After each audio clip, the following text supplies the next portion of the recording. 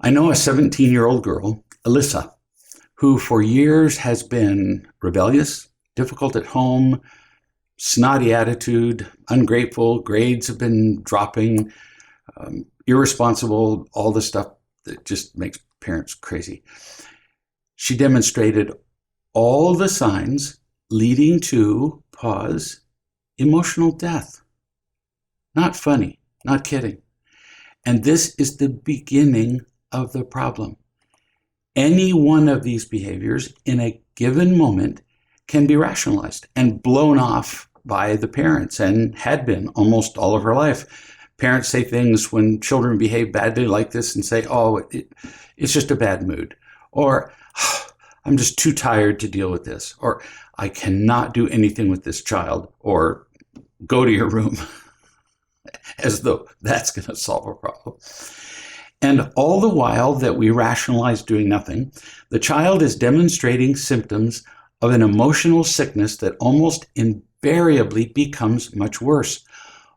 Almost every fatal illness begins with relatively minor symptoms. A fever, a cough, a minor headache, something.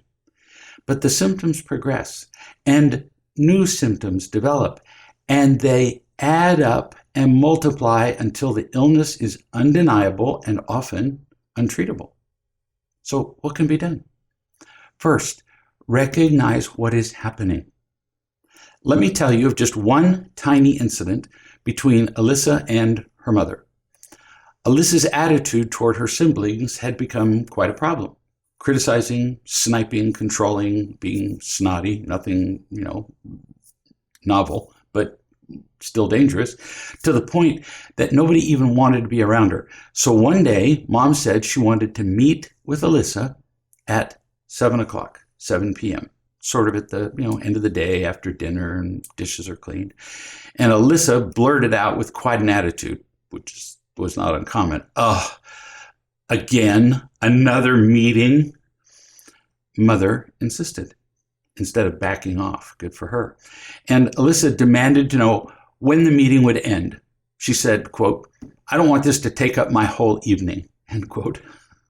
Just spitting out the words. Mom promised that they would be done by 7:30, so 30 minutes. She made more of a fuss. Alyssa's huffing and puffing, well, okay, and so she agreed. At 7 o'clock, the two of them began to talk, and Elyssa vigorously resisted everything Mom was trying to teach her about feeling loved, being loving toward others, and being responsible, the three legs of the stool of happiness. At 8 o'clock, half an hour after the planned ending of the meeting, Elyssa really ramped up her snottiness and demanded, stop talking, shut up. This is to her mother. You're a hypocrite. You keep saying that keeping schedules is important, but you've already gone half an hour over the time that you promised. Now, many parents would just back right down. Mom agreed that she had gone over time and said they would talk the next day. So Mom did kind of back down. There was more attitude from Elyssa. She just kept at it. Once she found something that Mom had done wrong, she was just going to cut her up. So Mom said, we will continue the meeting tomorrow and we'll meet on Skype with Greg, me. Elyssa didn't like that idea because I don't get played by teenage kids like many parents do. But she was nonetheless intrigued by the idea because that hadn't happened before. I spoke with both of them. Briefly, I heard about the incident from the night before, and I was already aware of Alyssa's overall behavior. I couldn't help myself. I smiled broadly, and I said to Elyssa, you really get quite a kick out of gaming your mother. Immediately, she became defensive and said, what do you mean? It was great. I mean, it would be worthy of acting school. Totally innocent. What do you mean? I said, you know exactly what I mean. Well, mostly you know. But I'm going to describe it so that you're both aware. Mom, you know it's your job just to love and teach Elyssa, but without realizing it, what you do instead is play the game that she has set up. You allow her to game you. Mom said, how does she do that?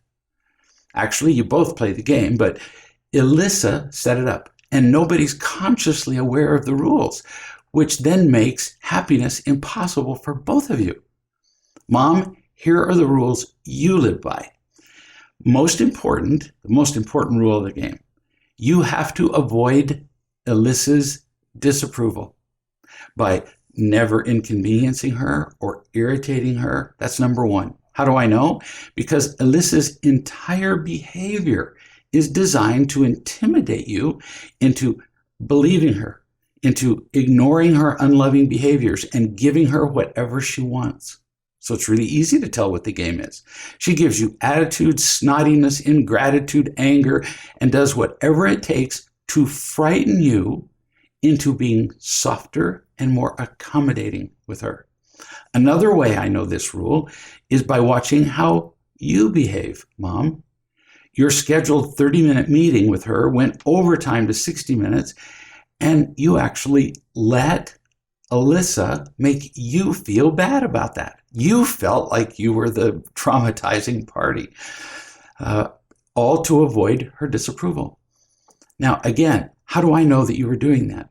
Because if I had been there in your place, talking to Elyssa, and she tried to berate me for going overtime, I would have laughed out loud. I would have said, kid, the only reason this meeting is going long is that you're being defensive, that you're insisting on being right, and you're acting snottily. If you are simply admitting your snotty behavior toward your siblings and committing to becoming more loving, this meeting would not have lasted for more than 2 minutes. So the fact that it's gone on for 60 minutes is quite a testament to you being resistant and difficult. I'm not the problem here. I'm not the one with the attitude. So it wouldn't have happened with me. That's how I know what's going on with you, Mom. So why would the meeting be so different with me compared to her meeting with you? I'm still talking to Mom. Because I refuse to play the game. Because it's a dumb game. It's destructive. I don't need her approval. I'm not afraid of her or of irritating her. I just love and teach. You don't love and teach. You play her game. I have no game to play. Oh, and to make things much worse, while you're playing the game, you're vaguely aware that somehow it is your job to love and teach her, which turns into an impossible mess in your head. Avoid her disapproval, love and teach her, and it turns out with the game, according to the rules of the game, you can't do both at the same time. You want to tear your hair out. Mom looked like she'd been hit with a baseball bat because she didn't realize she'd been playing this game for all these years. To realize that she'd been tricked into playing a game where she was keeping rules she didn't even know about. Elyssa looked a little surprised too. But her surprise was that somebody had unmasked her secret. She thought she was going to get away with this her whole life. I turned to Elyssa and said, and here are the rules that you've set up for yourself in the game, the rules that you've created. And I emphasized that nearly all of this began, at least, unconsciously. Here are your rules. 1, I'm entitled to get whatever I want. You live by that rule. It's a law. 2, I can do whatever I want to get it. And 3, anybody who gets in my way is the enemy. And then I can treat them however I want.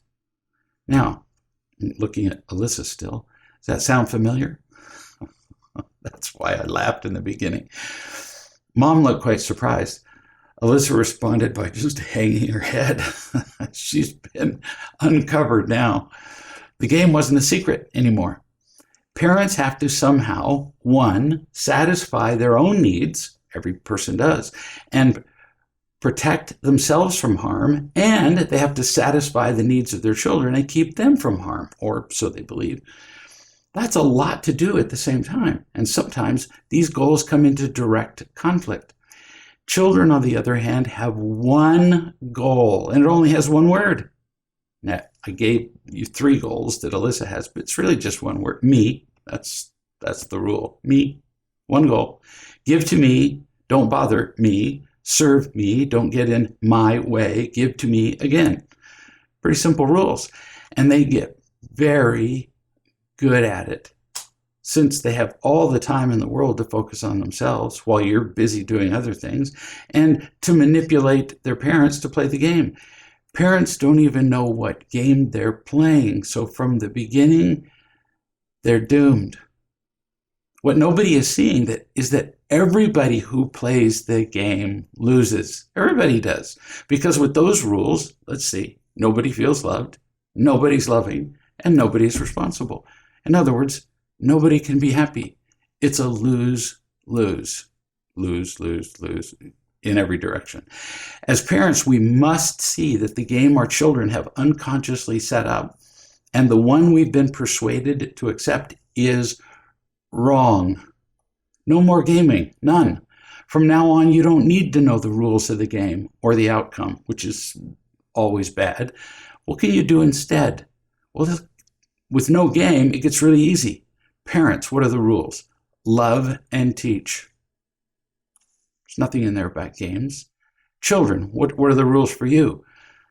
Listen and learn to feel loved, be loving, and be responsible. No games there either. That's it. Done. These are the rules of living, of life, not a game. Why is it important to know this? Because then if anybody deviates from the purposes and goals that I just stated, they're playing a game that will end badly, often in emotional and sometimes even physical death. And the game has to stop. No more games. It's all about the love. When it comes to creating happiness, love and the truth are the only things that work.